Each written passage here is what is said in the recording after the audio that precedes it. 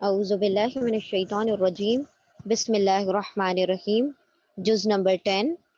وَاعْلَمُوا وَاعْلَمُوا أَنَّمَا غَنِمْتُم مِّن شَيْءٍ فَأَنَّ لِلَّهِ خُمُسَهُ وَلِلرَّسُولِ وَلِذِي الْقُرْبَى وَالْيَتَامَى وَالْمَسَاكِينِ وَابْنِ السَّبِيلِ إِن كُنتُمْ آمَنتُم بِاللَّهِ وَمَا أَنزَلْنَا عَلَىٰ عَبْدِنَا يَوْمَ الْفُرْقَانِ يَوْمَ الْتَقَى الْجَمْعَانِ وَاللَّهُ عَلَىٰ كُلِّ شَيْءٍ قَدِيرٌ۔ اب دیکھیں ہم نے سورۃ انفال بگن کی تھی۔ سورہ انفال میں ہم دیکھ رہے تھے کہ آپ صلی اللہ علیہ وسلم نے جو جنگ بدر کی جو تیاریاں ہیں اس کے بارے میں اللہ سبحانہ و تعالیٰ نے سورے میں ساری باتیں نازل کی ہیں، اور پھر لوگوں نے جو جھگڑے کرنے لگے تھے کہ ہمیں مال غنیمت کا کون سا حصہ ملنا چاہیے، یہ مال تو ہمارا ہے کیونکہ ہم لے کر آئے ہیں، تو جس نے مال لیا ہے وہ اس کا ہوگا۔ تو اللہ سبحانہ و تعالیٰ نے منع فرما دیا کہ کوئی مال کسی کا نہیں ہے، سارا کا سارا غنیمت کا مال ہے، اور سب اللہ اور اس کے رسول یعنی اسلامی ریاست کا مال ہے۔ اب اس میں سے جو اللہ سبحانہ و تعالیٰ چاہے وہ تمہارے لیے مقرر کر دے، وہ اس کی مطلب یہ بونس ہے نا تمہارے لیے۔ انفال کا مطلب کیا بتایا تھا ہم نے آپ کو؟ نفل سے بنا ہے۔ نفل کا مطلب ہوتا ہے زائد، کسی بھی چیز کا زائد ہونا، کہ اگر وہ چیز آپ کو مل رہی ہے تو وہ ایکسٹرا بونس ہے۔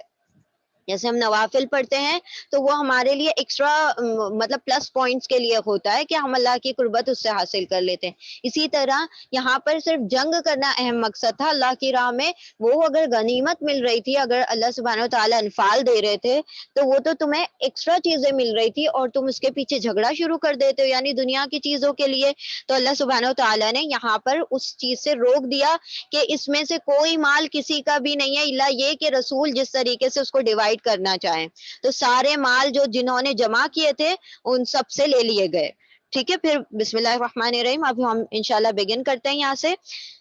اور تمہیں معلوم ہو کہ جو کچھ مال غنیمت تم نے حاصل کیا ہے اس کا 5واں حصہ اللہ اور اس کے رسول اور رشتہ داروں اور یتیموں اور مسکینوں اور مسافروں کے لیے ہے۔ یعنی کہ اللہ سبحانہ و تعالیٰ نے اب دیکھیں ڈیوائڈ کر دیا ان کا جو ففتھ پارٹ ایسا کر دیا کہ وہ راہ خدا میں صرف ہونے والا ہے، اور باقی جو تھا 4 حصے ان کو الگ طریقے سے ڈیوائڈ کیا گیا۔ اگر تم ایمان لائے ہو اللہ پر اور اس چیز پر جو فیصلے کے روز یعنی دونوں فوجوں کی مدبھیڑ کے دن ہم نے اپنے بندے پر نازل کی تھی، تو یہ حصہ بخوشی ادا کرو، اللہ ہر چیز پر قادر ہے۔ اللہ سبحانہ و تعالیٰ نے یوم فرقان کس کو کہا تھا؟ جنگ بدر کے دن کو، کیونکہ ایمان والوں کو فتح نصیب ہوئی تھی۔ کافروں نے کہا تھا کہ آج ہم دیکھیں گے کہ اللہ کس کے ساتھ ہے، ہم آج فرقان ہو کر رہے گا، آج لوگوں کو پتہ چل جائے گا کہ اللہ سبحانہ و تعالیٰ کس کے ساتھ ہے۔ جو ان کی زبان سے نکلا تھا اللہ سبحانہ و تعالیٰ نے اسی کو کیا کر دیا؟ مسلمانوں کے حق میں پورا کر دیا۔ اور اس دن کو یوم فرقان اس لیے کہا کیونکہ کافر چاہتے تھے کہ ان کو پتہ چل جائے کہ اللہ سبحانہ و تعالیٰ کس کے ساتھ ہے، تو اللہ نے بتا دیا کہ اللہ ایمان والوں کے ساتھ ہے۔ اللہ سبحانہ و تعالیٰ تعداد کی کوئی میٹر نہیں کرتی کہ کوئی کتنا کم ہے، بس اللہ سبحانہ و تعالیٰ کے اوپر توکل ہوگا اور بندے استقامت کے ساتھ اگر جٹ جائیں گے تو اللہ سبحانہ و تعالیٰ اپنی مدد فرشتوں کے ذریعے سے ان کو مدد فرمائی، اور جنگ بدر کو فتح کر لیا مسلمانوں نے کم تعداد ہونے کے باوجود۔ تو 4 جو حصے تھے لوگوں میں تقسیم کیے، اور جو 5واں حصہ تھا ساری غنیمت کا وہ سارا غنیمت کے مال میں جمع کروا دیا گیا، جس سے جو کمزور طبقے کے لوگ ہیں جیسے مسکین ہے، یتیم ہے، مسافر ہے، ان کی ہیلپ کی جانے لگی۔ دیکھیں اب جب مدینے میں آ گئے ہیں سارے لوگ تو سارے نظم و ضبط یعنی سارے آرگنائزیشن مطلب ہر چیز کو آرگنائز وے میں کیا جانے لگا، کیونکہ اللہ سبحانہ جب تک ہم مکہ میں تھے سارے مسلمان تو وہاں پر اسلامی ریاست تعمیر نہیں ہوئی تھی۔ جب ایک ریاست تعمیر ہو جاتی ہے، ایک فل فلیج اسٹیٹ بن جاتی ہے، تو پھر اس کو قوانین کی ضرورت پڑتی ہے۔ تو اللہ سبحانہ و تعالیٰ مکہ میں قوانین نازل کر رہے ہیں، یعنی کہ احکامات کمانڈمنٹس نازل کر رہے ہیں، تاکہ جو ہماری جو مطلب امت مسلمہ ہے یہ ایک آرگنائز وے میں اپنی لائف کو مطلب جی سکے۔ تو اللہ سبحانہ و تعالیٰ یہاں پر سارے احکامات نازل کرتے جا رہے ہیں کہ یہ چیزیں ایسے جمع ہوں گی، یہ اس طریقے سے جنگیں ہوں گی، اس کی حکمت عملی یہ ہوگی، اس کی یہ پلاننگ ہوگی، یہ سارا کچھ اللہ سبحانہ و تعالیٰ نے یہاں پر وحی کے ذریعے سے نازل کیا۔ یاد کرو وہ وقت جب کہ تم وادی کے اس جانب تھے اور وہ دوسرے جانب پڑاؤ ڈالے ہوئے تھے، یعنی کہ اب یہ بتایا جا رہا ہے وہ وہاں سے لشکر چلا تھا اور تم یہ یہاں پر بدر کے میدان کنویں پر کھڑے ہوئے تھے، اور قافلے تم سے نیچے ساحل کی طرف تھے، یعنی قافلہ وہ جو تھا ابو سفیان کا قافلہ تھا، وہ ساحل سمندر کے پاس سے گزر رہا تھا. تو یہ مسلمانوں نے کیا کہا کہ ہم ابو سفیان کے جو قافیہ ہے، اس قافلہ ہے، اس کی طرف چلتے ہیں، پہلے اس کو فتح کر لیں گے، پھر لشکر کی طرف بعد میں چلیں گے. اللہ سبحانہ و تعالیٰ نے فرمایا کہ تمہارا رب چاہتا ہے کہ تم بڑے لشکر کو فتح کرو تاکہ آج اسلام کو ایک نیو مطلب یو ٹرن مل جائے. اگر کہیں پہلے سے تمہارے اور ان کے درمیان مقابلے کی قرارداد ہو چکی ہوتی، یعنی یہ پوری جو جنگ ہوئی ہے جنگ بدر پوری ان پلانڈ ہے، ان کو نہیں پتا تھا مسلمانوں کو کہ ایسی کوئی جنگ ہمارے خلاف یعنی لشکر تیار کر لیا گیا، کچھ بھی خبر نہیں تھی. یہ تو نکلے تھے ابو سفیان کے قافلے کے اوپر چھاپا مارنے، لیکن یہاں سے ابو سفیان نے اپنا وفد بھیج دیا کہ ہم میری مدد کے لیے بھیجو، میرا پیچھا کرنے والے ہیں آپ صلی اللہ علیہ وسلم کے صحابی. تو وہاں جب یہ خبر پہنچی ہے تو وہاں سے ان لوگوں نے جنگ کی تیاری شروع کر دی اور ان کو کوئی خبر نہیں تھی. اگر یہ پلاننگ ہو چکی ہوتی تو تم ضرور اس موقع پر پہلو تہی کر جاتے، لیکن جو کچھ پیش آیا وہ اس لیے تھا کہ جس بات کا فیصلہ اللہ کر چکا تھا اسے ظہور میں لے آئے تاکہ جسے ہلاک ہونا ہے وہ دلیل روشن کے ساتھ ہلاک ہو اور جسے زندہ رہنا ہے وہ دلیل روشن کے ساتھ زندہ رہے. یقیناً خدا سننے اور جاننے والا ہے. اس میں بھی اللہ سبحانہ و تعالیٰ کی مصلحت تھی کہ اللہ سبحانہ و تعالیٰ نے بتانا تھا کہ دیکھو اب جو ہے جو ایمان والے ہیں اب چند ہی ہوں گے، لیکن کیا ہوں گے، اللہ سبحانہ و تعالیٰ ان کو غلبہ عطا کر دے گا، چاہے کافر کی کتنی بڑی فوج ان کے سامنے ٹکرا جائے. یہ ایمان پختہ ایمان والے جو بندہ مومن ہیں، اللہ سبحانہ و تعالیٰ ہمیشہ ان کو کیا دیں گے، فتح نصیب کریں گے. اور یاد کرو وہ وقت جب کہ اے نبی صلی اللہ علیہ وسلم خدا ان کو تمہارے خواب میں تھوڑا دکھا رہا تھا. آپ صلی اللہ علیہ وسلم کو الہام کیا گیا کہ وہ جو لوگ ہیں وہ آدھے ہیں، مطلب وہ تھے 1000 کی تعداد میں، لیکن ان کو 2 چند دکھائے گئے، جو کہ ہم نے سورہ بقرہ میں بھی پڑھا کہ ان کو سارے لوگ 2 چند دکھائی دیے آپس میں. یعنی کہ 2 چند کیسے دکھے، یہ لوگ 313 تھے، ان کو دکھائی دیا کہ جو مسلمانوں کو یہ دکھائی دے رہا تھا کہ یہ ہمارے ڈبل ہیں.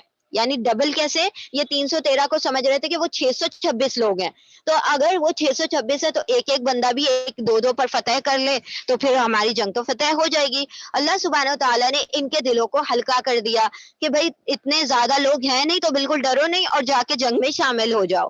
اور وہاں کافروں کو زیادہ دکھائی دیے، ان کو اپنی تعداد سے 2 چند دکھائی دیے، ان کو ایسا لگا کہ کئی لگ بھگ 2000 کے تعداد کے لوگ ہیں، تو اب کیا ہوگا، ان کے دلوں پر اللہ سبحانہ و تعالیٰ نے کافروں کے دلوں پر رعب ڈال دیا مسلمانوں کا. اگر کہیں وہ تمہیں ان کی تعداد زیادہ دکھا دیتا تو ضرور تم لوگ ہمت ہار جاتے اور لڑائی کے معاملے میں جھگڑا شروع کر دیتے، لیکن اللہ ہی ہے، اس نے تمہیں بچا لیا، یقیناً وہ سینوں کا حال تک جانتا ہے. یعنی اللہ سبحانہ و تعالیٰ نے ان کے سینوں کو سکون بخش دیا. دیکھیں کتنی ساری ان کے لیے ہیلپس آئیں. ایک تو یہ ہوا کہ ان کے اوپر اللہ سبحانہ و تعالیٰ نے اس تڑکتی ہوئی چٹکتی ہوئی دھوپ میں بارش نازل کر دی. پھر وہ جو مٹی اڑ رہی تھی تو وہ ساری کی ساری جم گئی. اب جب یہ لوگ چل رہے تھے ان کے پیروں سے دھول اڑ کے آنکھوں میں نہیں آ رہی ہے اور ان کو سکون مل گیا کہ بھئی اب ہمارے قدم جم سکتے ہیں. پھر اللہ سبحانہ تعالیٰ نے جنگ بدر میں لوگوں کو آرام سے چین کی نیند بھی سوئے، ورنہ جس کی جان پر بنی ہوتی ہے تو وہ اس کو نیند نہیں آ رہی ہوتی ہے. اللہ سبحانہ تعالیٰ نے ان کو سکون کی نیند بھی دی. پھر ان کے دلوں میں یہ ڈال دیا کہ ان کی تعداد تو بہت کم ہے، تم آرام سے ان کے اوپر فتح پالو گے. پھر اللہ نے ایک خوشخبری اور دے دی کہ اب جو ہے تمہارے لیے اللہ سبحانہ و تعالیٰ اگر تم جمے رہو گے تمہارے لیے فرشتوں کی مدد بھی بھیج دے گا. لگ بھگ 1000 فرشتے تمہارے لیے بھیج دیے جائیں گے. اب ان کو کیا پتا تھا کہ وہ اتنے سے تو لوگ ہیں، ہم ہی خود قابو پالیں گے، لیکن اللہ سبحانہ تعالیٰ اور ہمیں فرشتوں کی امداد بھی بھیج رہا ہے، تو اس کا مطلب ہے تو ہماری جو وہ ہے پکی ہے. یعنی کہ جنگ میں جیتنا غالب آنا تو پکا ہے، کامیابی پکی ہے. پھر اللہ سبحانہ تعالیٰ نے ایک اور اوپر سے خوشخبری دے دی کہ تم جس قافلے کی طرف بھی بڑھ جاؤ گے، تم قافلے کی طرف بڑھو گے اگر ابو سفیان کے، تو اللہ تمہیں اس پہ فتح دے دے گا. اگر تم لشکر کی جانب بڑھ جاؤ گے تو اللہ تمہیں لشکر کی جانب فتح دے دے گا. دونوں میں سے جو تم سلیکٹ کرو گے ایک پہ تمہیں فتح نصیب ہوگی. اللہ سبحانہ تعالیٰ چاہتے تھے کہ بڑے قافلے کے بڑے جو لشکر ہے اس کی طرف کیا کیا جائے، ان کا رخ ہو جائے. تو یہ لوگ جب لشکر کی طرف بڑھے اللہ سبحانہ تعالیٰ نے اس میں فتح دی. تو دیکھیں اتنی ساری خوشخبریاں اور دلوں کو ایک دم مطمئن کر دیا گیا. تو یہ سارے کے سارے جنگ کے لیے نکل پڑے. اے لوگوں جو اور یاد کرو جب کہ مقابلے کے وقت خدا نے تم لوگوں کی نگاہوں میں دشمنوں کو تھوڑا دکھایا اور ان کی نگاہوں میں تمہیں کم کر کے پیش کر دیا. یعنی کہ وہ لوگ لگ رہے تھے، ان کو یہ لگ رہا تھا کہ یہ لوگ کم ہیں، تاکہ جو بات ہونی تھی اے اللہ اسے اللہ ظہور میں لے آئے. اور آخرکار سارے معاملات اللہ ہی کی طرف تو رجوع ہوتے ہیں. یعنی اللہ سبحانہ وتعالیٰ ہی تو ہر چیز کی تدبیر کرتے ہیں اور اللہ ہی کے حکم سے سارے فیصلے ہوا کرتے ہیں. اے لوگو جو ایمان لائے ہو، جب کسی گروہ سے تمہارا مقابلہ ہو تو ثابت قدم رہو اور اللہ کو کثرت سے یاد کرو. توقع ہے کہ تمہیں کامیابی نصیب ہوگی، اور اللہ اور اس کے رسول صلی اللہ علیہ وسلم کی اطاعت کرو اور آپس میں جھگڑو نہیں، ورنہ تمہارے اندر کمزوری پیدا ہو جائے گی اور تمہاری ہوا اکھڑنے لگے گی. صبر سے کام لو، یقیناً اللہ صبر کرنے والوں کے ساتھ ہے. اور ان لوگوں کے سے رنگ ڈھنگ نہ اختیار کرو جو اپنے گھروں سے اتراتے اور لوگوں کو اپنی شان دکھاتے ہوئے نکلے، اور جن کی روش یہ ہے کہ اللہ کے راستے سے روکتے ہیں. جو کچھ وہ کر رہے ہیں وہ اللہ کے گرفت سے باہر نہیں. اب دیکھیں اللہ سبحانہ تعالیٰ نے بتا دیا کہ جب تم کسی جنگ کے لیے تیار ہو تو کیا کیا چیزیں تم نے کون سی تیاریاں کرنی ہے. اسلحہ تو تمہیں لینا ہے، جنگی حکمت عملی بھی کرنی ہے، تم نے اس کی پریپریشن بھی کرنی ہے. اس کے علاوہ تم نے کیا کرنا ہے، اپنے ایمانوں کو پختہ کرنا ہے. اللہ سبحانہ تعالیٰ نے سب سے پہلے مخاطب ہو کر کہا اے ایمان والو، تمہارے ایمان سب سے پہلے پختہ ہونا چاہیے. دوسری چیز یہ، اب وہ جنگ کیسی بھی ہو، مطلب کافروں سے ہو، کسی بھی طریقے کی جنگ ہو رہی ہو، تو تم نے سب سے پہلے تو اپنے ایمانوں کو پختہ کرنا ہے. تم نے ثابت قدم رہنا ہے. جب تم جنگ کے میدان میں چلے گئے ہو تو پھر وہاں سے پیٹ موڑ کر بھاگنا نہیں ہے. پھر اس کے بعد کہا کہ اللہ کو یاد کرنا ہے. تم عاجز ہو کر نکلو گے، نہ کہ اپنی بڑائی اور فخر کرتے ہوئے، اللہ کی یاد کرتے ہوئے اور اللہ سے دعائیں مانگتے ہوئے نکلو گے. ہم نے دیکھا تھا کہ اسی جنگ بدر سے پہلے اللہ سبحانہ تعالیٰ نے کون سے نبی کا واقعہ بیان کیا تھا، داؤد علیہ السلام کا. اور حضرت طالوت کا واقعہ بیان کیا تھا کہ دیکھو وہ بھی 313 تھے. ان کے سامنے تو تمہارے سامنے تو 1000 لوگ ہیں، ان کے سامنے تو ہزاروں کی تعداد میں لوگ تھے، پھر بھی وہ فتح یاب ہو گئے. کیوں؟ کیونکہ وہ اللہ پر توکل کر کے نکلے تھے اور ساتھ ساتھ وہ دعائیں بھی مانگ رہے تھے. وہ کیا مانگ رہے تھے؟ دعا ربنا افرغ علینا صبرا وثبت اقدامنا وانصرنا علی القوم الکافرین. اے اللہ ہمارے قدموں کو جما دے، ہم پر صبر انڈیل دے اور ہمیں کافر قوم پر مدد نصیب عطا فرما. تو اللہ نے ان کو مدد دی. پھر اللہ نے فرمایا کہ تم اپنے امیر کی بات کو مانو. رسول اللہ صلی اللہ علیہ وسلم اس جنگ میں تمہارے امیر ہیں، تو تم نے اس کی حکمت عملی کو سمجھنا ہے، ان کے حکم کو ماننا ہے. اور آپس میں جھگڑو نہیں، تم آپس میں اختلافات نہیں کرو گے. جو بات تمہارے امیر تم سے کہیں گے وہ تم کرو گے. اپنے پاس سے کوئی انیشیٹو نہیں لوگے اور آپس میں کسی بھی چیز کے فیصلے پر لڑو گے نہیں جب تک کہ کسی چیز کا مشورے سے باہم فیصلہ نہ فرما دیا جائے. پھر تم کیا کرو گے، تم اندر سے کمزور نہیں پڑو گے، یعنی کہ بالکل کیسے ہمت ہو کر نکلو گے. پھر کہا تمہارے قدم نہ اکھڑیں. اگر تم کمزور پڑ جاؤ گے اندر سے تو پھر تمہارے قدم کیا ہوں گے، اکھڑ جائیں گے. پھر تم آپس میں جھگڑا نہیں کرو گے. اگر تم یونٹی نہیں رکھو گے تو سامنے والا تم پر آسانی سے غلبہ پالے گا. تو اتحاد بہت ضروری ہے جنگ کے میدان میں. پھر ساتھ میں تم نے صبر بھی کرنا ہے. یہی داؤد علیہ السلام دعا کر رہے تھے نا، صبر انڈیل دے. تو بس یہ صبر بھی تم نے کرنا ہوگا. تمہیں چوٹیں بھی لگیں گی، تمہاری جانیں بھی جائیں گی، اس پر تم ثابت قدم رہو. تم نے صبر کرنا پڑے گا اس پر، جبھی تم کیا کرو گے، جنگ کو فتح کر پاؤ گے. اور ان لوگوں کے طریقے رنگ اختیار مت کر لینا جو اتراتے ہوئے اپنے گھروں سے نکلے تھے. مطلب ان کو اپنی طاقت پر بڑا گھمنڈ تھا. تو تم بھی ایسا نہ کرنا کہ تم کبھی اپنے ایمان پر گھمنڈ کر بیٹھو کہ ہم تو بھائی پختہ ایمان والے، ہم تو جیت کر رہیں گے. تو کسی بھی قسم کا، یا تم اپنی طاقت پر یا اپنی جسامتوں پر یا اپنی کسی چیز پر تم گھمنڈ کرو کہ ہمارے پاس تو یہ ہے تو ہم جیت جائیں گے. بالکل نہیں. جو بھی تمہیں فتح نصیب ہوتی ہے وہ سب کچھ کس کی وجہ سے ہوتی ہے؟ اللہ کی مدد سے فتح نصیب ہوتی ہے. تو یہ ساری حکمت عملی بتا دی گئی کہ تم نے جنگ کے دوران ان تمام چیزوں کو کرنا ہوگا. ذرا خیال کرو اس وقت کا جب کہ شیطان نے ان لوگوں کے کرتوت ان کے نگاہوں میں خوشنما بنا کر دکھا دیے تھے، اور ان سے کہا تھا کہ آج کوئی تم پر غالب نہیں آ سکتا۔ مطلب کافروں کو یہ سارا ان کو گھمنڈ تھا، غرور تھا کہ آج تو ہم ہی فتح یاب ہونے والے ہیں، کیونکہ انہیں تو خبر نہیں ہے کہ ان کے اوپر حملہ ہونے والا ہے، اور ہم یہاں سے نکلے پوری تیاری کے ساتھ تو بالکل ان کو کیا کر دیں گے، مغلوب کر دیں گے۔ اور یہ کہ میں تمہارے ساتھ ہوں، مگر جب دونوں گروہوں کا آمنا سامنا ہوا تو وہ الٹے پاؤں پھر گیا، یعنی کہ شیطان ان کے پاس سے الٹے پاؤں پھر گیا اور کہنے لگا کہ میرا تمہارا ساتھ نہیں ہے، میں وہ کچھ دیکھ رہا ہوں جو تم لوگ نہیں دیکھتے، مجھے خدا سے ڈر لگتا ہے اور خدا بڑی سخت سزا دینے والا ہے۔ یہ کون کہہ رہا ہے؟ شیطان کہہ رہا ہے۔ سوچے ہم نہیں ڈرتے، وہ شیطان کہہ رہا ہے کہ مجھے خدا سے ڈر لگتا ہے اور میں نے وہ چیزیں دیکھ لی ہیں جس کو تم نہیں دیکھ سکتے، کیونکہ اللہ سبحانہ تعالیٰ نے فرشتوں کی امداد بھیجی ہوئی تھی جنگ بدر میں، اور وہ شیطان دیکھ سکتا تھا لیکن لوگ نہیں دیکھ پا رہے تھے۔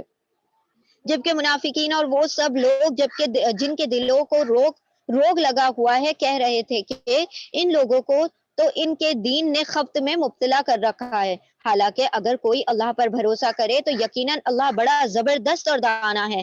کاش تم اس حالت کو دیکھ سکتے جبکہ فرشتے مقتول کافروں کی روحیں قبض کر کر کے لے جا رہے تھے، وہ ان کے چہروں اور ان کے کولوں پر ضربے لگا رہے تھے، یعنی تلواروں کے جو مطلب وار تھے ان کے چہروں تک پہ لگائے جا رہے تھے، اور کہتے جاتے تھے لو اب جلنے کی سزا بھگتو، یعنی کہ جو وار اب تم پہ مارے جا رہے ہیں فرشتوں کے ذریعے سے، اس کے بعد تمہارا آخری ٹھکانہ جہنم ہوگا، اب تم جلنے کا مزہ چکھو، یہ وہ جزا ہے جس کا سامان تمہارے اپنے ہاتھوں نے پیشگی مہیا کر رکھا تھا، اور نہ اللہ تو اپنے بندوں پر ظلم کرنے والا نہیں ہے، یعنی کہ یہ ساری تمہارے کیے کرتوت کی سزا ہے، اور اس میں اللہ سبحانہ و تعالیٰ کا کوئی ظلم شامل نہیں ہے۔ بے شک اللہ سبحانہ و تعالیٰ کسی ذات پر ذرہ برابر بھی ظلم نہیں کرتا۔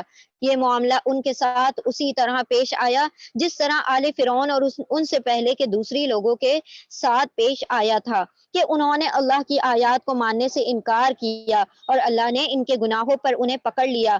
اللہ قوت رکھتا ہے اور سخت سزا دینے والا ہے۔ آیت نمبر 53 سورۃ الانفال۔ اللہ کی اس سنت کے مطابق ہوا، جو بھی کچھ ہوا اللہ کے سنت کے مطابق ہوا، کہ وہ کسی نعمت کو جو اس نے کسی قوم کو عطا کی ہو اس وقت تک نہیں بدلتا جب تک کہ وہ قوم خود اپنے طرز عمل کو نہیں بدل لیتی۔ اللہ سب کچھ سننے اور جاننے والا ہے۔ اللہ سبحانہ وتعالیٰ کسی بھی قوم کی حالت تب تک نہیں بدلتا جب تک کہ وہ قوم خود نہ بدلنا چاہے، اور دوسری بات یہ ہے کہ اللہ سبحانہ وتعالیٰ کسی قوم سے نعمتیں تب تک نہیں چھینتا جب تک کہ اس نعمت کی ناقدری نہ شروع ہو جائے۔ اللہ سب کچھ سننے والا اور جاننے والا ہے۔ آل فرعون اور ان سے پہلے کی قوموں کے ساتھ جو کچھ پیش آیا وہ اسی ضابطے کے مطابق تھا، یعنی کہ انہوں نے بھی نافرمانیاں کی، انہوں نے بھی نعمتوں کی ناقدری کی، کفران نعمت کیا تو اللہ سبحانہ وتعالیٰ نے ان کی نعمتوں کو چھین لیا اور ان پر سخت عذاب آن پڑا۔ انہوں نے اپنے رب کی آیات کو جھٹلایا، تب ہم نے ان کے گناہوں کی پاداش میں انہیں ہلاک کیا اور آل فرعون کو غرق کر دیا، یہ سب ظالم لوگ تھے۔ آیت نمبر 55۔ یقیناً اللہ کے نزدیک زمین پر چلنے والی مخلوق میں سب سے بدتر وہ لوگ ہیں جنہوں نے حق کو ماننے سے انکار کر دیا، پھر کسی طرح وہ اسے قبول کرنے پر تیار نہیں ہیں، خصوصاً ان میں سے وہ لوگ جن کے ساتھ تو نے معاہدہ کیا، پھر وہ ہر موقع پر اس کو توڑتے ہیں اور ذرا خوف خدا نہیں رکھتے۔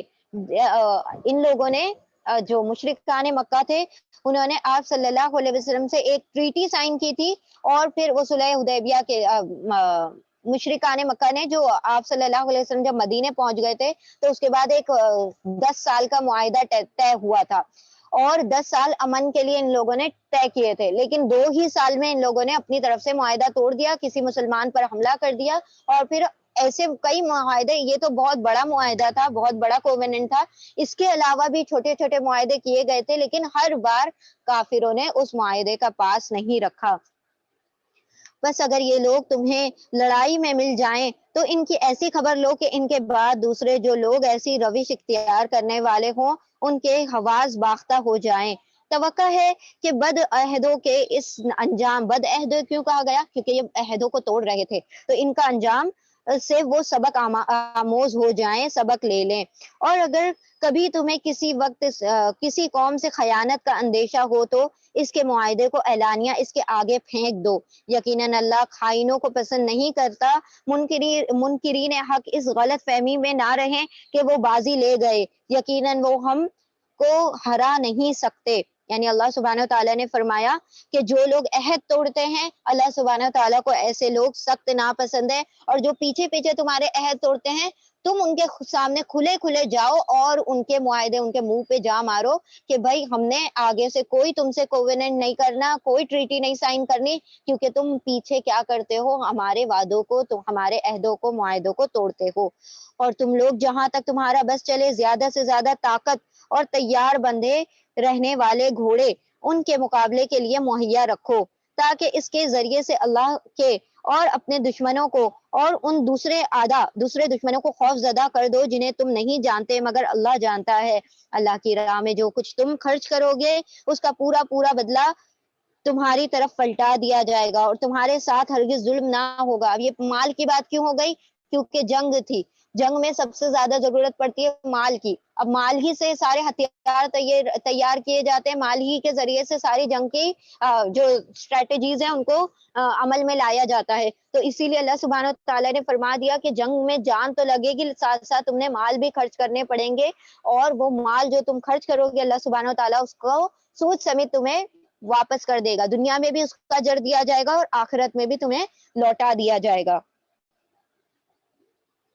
اور اے نبی صلی اللہ علیہ وسلم، اگر دشمن صلح و سلامتی کی طرف مائل ہو، یعنی کہ ان کی طرف سے اگر صلح کا ہاتھ بڑھا لیں وہ لوگ، تو تم بھی اس کے لیے آمادہ ہو جاؤ اور اللہ پر بھروسہ کرو، یقیناً وہی سب کچھ سننے والا اور جاننے والا ہے۔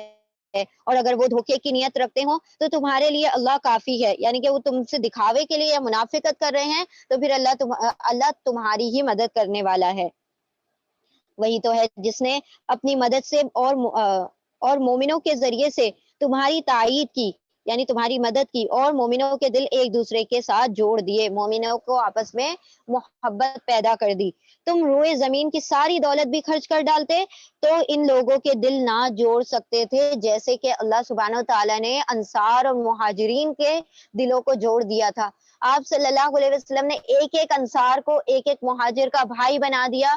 ان لوگوں نے اتنی قربانیاں دی کہ اگر کسی کے پاس 2 کھیت تھے تو ایک خط اپنے بھائی مہاجر کو دے دیا، کسی کے پاس اگر 2 گھر تھے اس نے اپنا ایک گھر مہاجر صحابی کو دے دیا، یہاں تک کہ ان کی قربانی کا یہ عالم تھا کہ کسی کے پاس 2 بیویاں تھی اور کسی مہاجر کے پاس اگر نکاح میں کوئی بیوی نہیں ہے تو انہوں نے اپنی بیویاں تک ان کے نکاح میں دے دی۔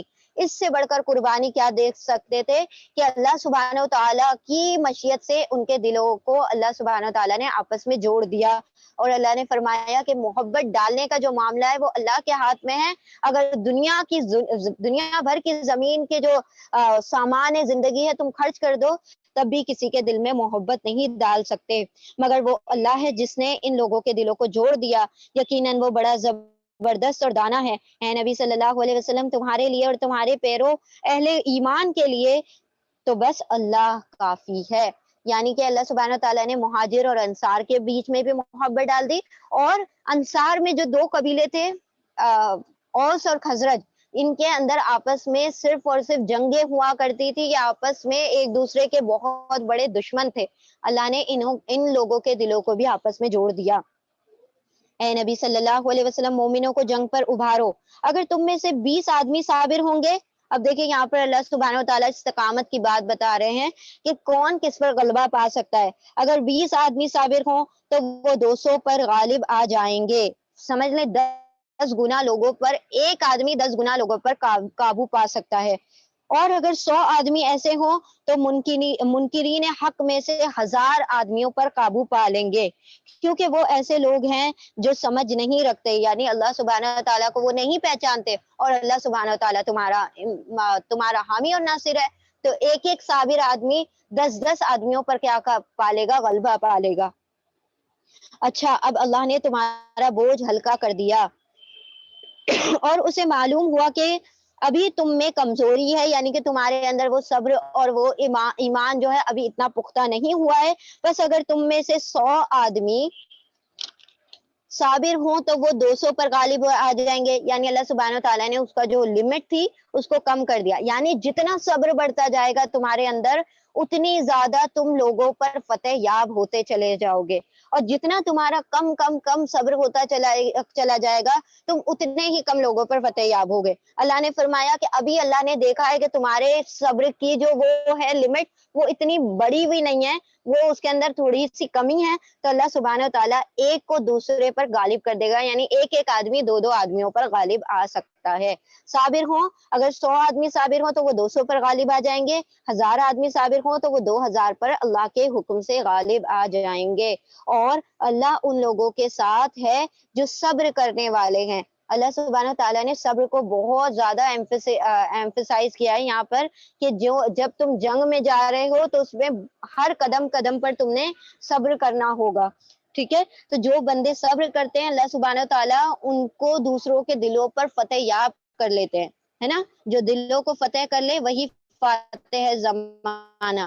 جسموں کو فتح کرنا کوئی فتح نہیں ہوتی، اصل فتح ہوتی ہے جو لوگوں کی دلوں پر ہوا کرتی ہے. تو اللہ سبحانہ تعالیٰ نے فرمایا کہ جو صابر ہوتے ہیں وہ دوسروں کو فتح کر لیتے ہیں، ان پر غالب آ جاتے ہیں. کسی نبی کے لیے یہ زیبا نہیں ہے کہ اس کے پاس قیدی ہوں جب تک کہ وہ زمین میں دشمنوں کو اچھی طرح کچل نہ دے. تم لوگ دنیا کے فائدے چاہتے ہو، حالانکہ اللہ کے پیش نظر آخرت زیادہ بہتر ہے اور اللہ غالب اور حکیم ہے. آیت نمبر 68.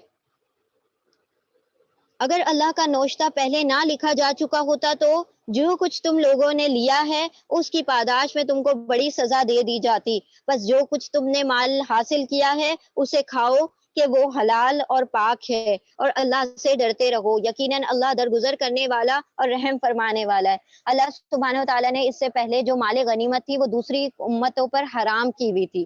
جو بوٹی آف وار ہوتی ہے، اسپوائل آف وار، وہ کوئی استعمال نہیں کر سکتا تھا، وہ لوگوں پر حرام تھا. لیکن آپ صلی اللہ علیہ وسلم کے اوپر جو مال غنیمت ہے اس کا جو لوگ جنگ کے بعد جو جیتتے ہیں سامان، وہ سارے کا سارا لوگوں پر حلال کر دیا گیا.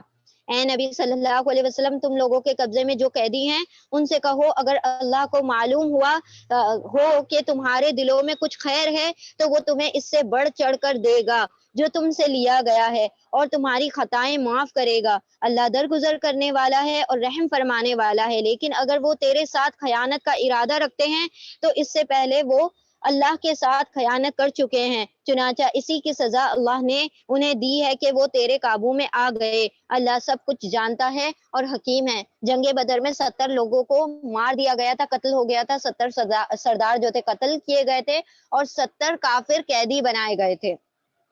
اللہ سبحانہ تعالیٰ نے اسی کا تذکرہ یہاں پر کیا ہے کہ اللہ سبحانہ تعالیٰ کی مشیت سے، کیونکہ وہ اللہ کے نافرمان تھے، اسی لیے اللہ سبحانہ تعالیٰ نے ان کو تمہارے ہاتھوں فتح کروا دیا اور ان کو تم سے مغلوب کروا دیا.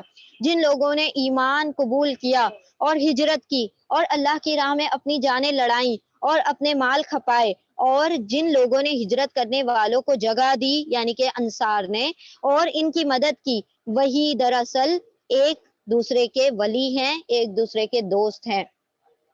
رہے وہ لوگ جو ایمان تو لے آئے مگر ہجرت کر کے دارالاسلام میں نہیں آئے. اب دارالاسلام کس کو کہا جاتا ہے؟ وہ جگہ جہاں پر اسلام کو فالو کرنا، اس پر کوئی پابندی نہ ہو. اور دارالحرب اس کو کہا جاتا ہے جس کے اندر اسلام پر مطلب اس کو فالو کرنا، اس کا کلمہ پڑھنا، اس کے اندر پابندی ہو.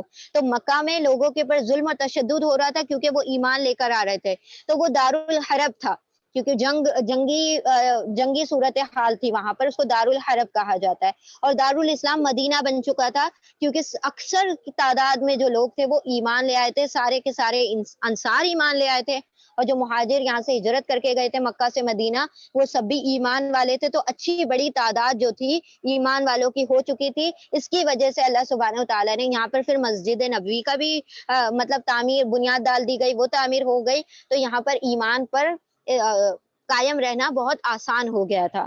تو اللہ سبحانہ و تعالیٰ نے فرمایا کہ وہ لوگ جو ہجرت نہیں کر کے آئے ہیں دارالاسلام میں یعنی مدینے میں، انہیں انہیں گئے تو ان سے تمہارا ولایت کا کوئی تعلق نہیں. یعنی اللہ سبحانہ تعالیٰ نے جب کہ ہجرت فرض کر دی تھی اور وہ اپنے گھروں میں رہ گئے اور انہوں نے ہجرت نہیں کی، تو اللہ سبحانہ تعالیٰ نے فرمایا کہ ان سے تمہاری کوئی دوستی نہیں جو اللہ سبحانہ تعالیٰ کے احکامات کو نہیں مانتے.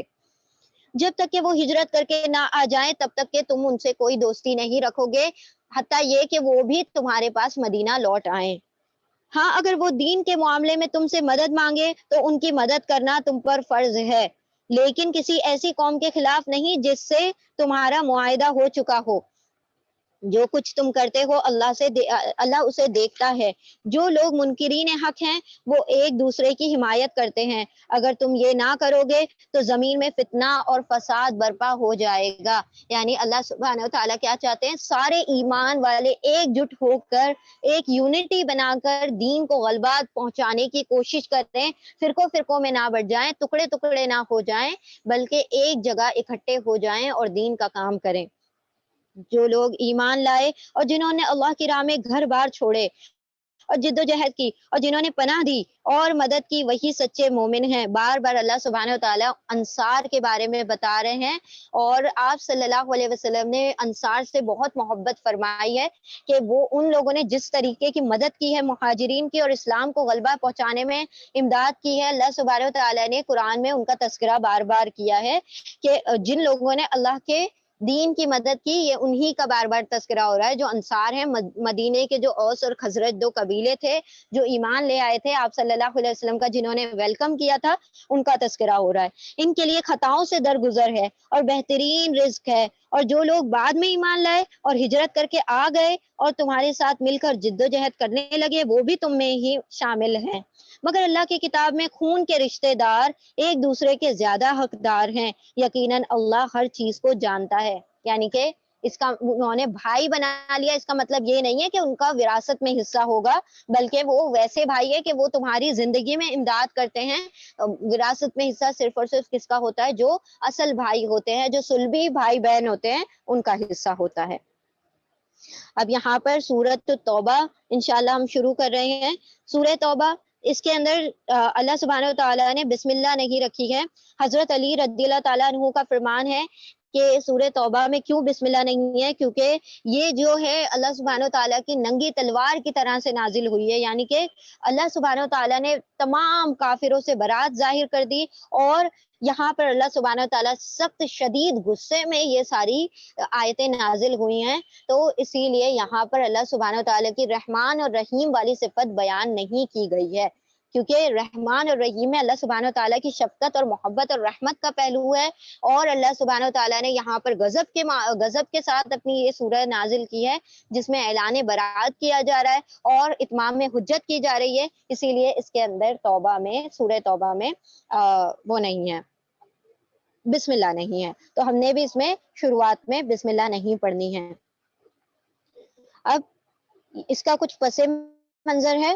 دیکھیں، ہم نے دیکھا تھا سورہ انفال اور سورہ توبہ، یہ دونوں کیا ہیں؟ پوری طرح سے یہاں پر کنکلوژن ہو رہا ہے، اتمام حجت ہو رہی ہے کہ اب جو کافر ہیں ان کو پوری طرح سے نیست و نابود کر دیا جائے گا. جو شروعاتی پہلی ضرب جو لگی، جو پہلا جو انہوں نے ٹھیس پہنچی ہے، ان کو پہلا جو عذاب آیا ان کو جنگ بدر کی شکل میں آیا کافروں کو، آخری جو عذاب آیا ہے وہ سورۃ توبہ میں بیان کیا گیا ہے، جس میں پوری طرح سے ان کو کہہ دیا گیا کہ اب جو ہے پوری طرح آپ صلی اللہ علیہ وسلم نے اپنی وہ پہنچا دیا ہے، دین کو پہنچا دیا، دین مکمل ہو چکا. ان لوگوں نے ماننے سے انکار کر دیا، اب جہاں پاؤ ان کو قتل کرو. یہ آخری حکم تھا ان کے متعلق. اب اس کا ذرا کچھ پس منظر ہے وہ دیکھ لیتے ہیں ہم. سب سے پہلے تو یہ غزوہ احد کے بعد نازل ہوئی ہے، یہ جو سورہ توبہ ہے. 6 سال تک آپ صلی اللہ علیہ، اب یہاں پر عام کانفلکٹ چلتا رہا. کیسے کہ جب 2 ہجری میں جنگ بدر ہو چکی، اس کے بعد سے 6 ہجری تک، یہاں 6 سال تک کیا ہوا؟ مسلح تصادم چلتا رہا. یعنی کہ ایک کے بعد ایک جنگیں ہوتی رہیں جس کے اندر آپ صلی اللہ علیہ وسلم شامل ہوتے رہے. غزوائیں ہوتی رہی، جیسے کہ بدر ہوئی، پھر احد ہوئی، پھر اس کے بعد احزاب اور خندق وغیرہ ہوتی چلی گئیں. تو 6 سال تک یہ معاملہ چلا، 6 ہجری تک جنگیں ہوتی رہیں. پھر 6 ہجری میں صلح حدیبیہ ہوئی. حدیبیہ کے مقام پر ایک صلح ہو گئی تھی.